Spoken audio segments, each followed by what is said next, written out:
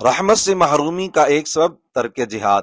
اپنی بساط و طاقت کے مطابق اسلام کی سربلندی کے لیے کوشش کرنا ہر مسلمان پر فرض ہے۔ اس سلسلے میں اگر کفار کے خلاف اسلحہ کے ساتھ جہاد ضروری ہو تو دین خدا کے تحفظ کے لیے جہاد کرنا بھی لازم ہے۔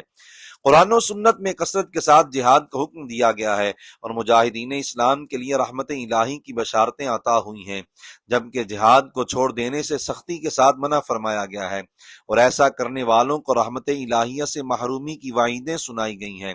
سیدنا ابو عبس عبد الرحمن رضی اللہ تعالیٰ عنہ سے روایت ہے کہ رحمت عالم صلی اللہ علیہ وآلہ وسلم نے فرمایا، مغبرت قدم عبد فی سبیل اللہ فتمسہ النار، یعنی جس بندہ مومن کے قدم راہ خدا میں غبار آلود ہوں اسے جہنم کی آگ نہیں چھوئے گی۔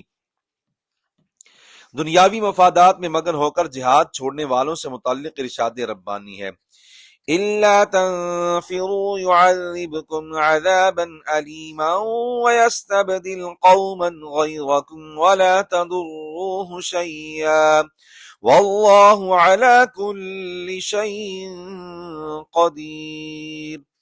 اگر تم یعنی راہ خدا میں جہاد کے لیے نہیں نکلو گے تو اللہ تمہیں دردناک سزا دے گا اور تمہاری جگہ دوسری قوم کو لے آئے گا اور تم اس کا کچھ نہیں بگاڑ سکو گے، اور اللہ ہر شے پر قادر ہے۔ یعنی دین کی حفاظت و سربلندی اللہ تعالیٰ کے ذمہ کرم پر ہے، وہ خود مجاہدین اسلام کی مدد پر قادر ہے۔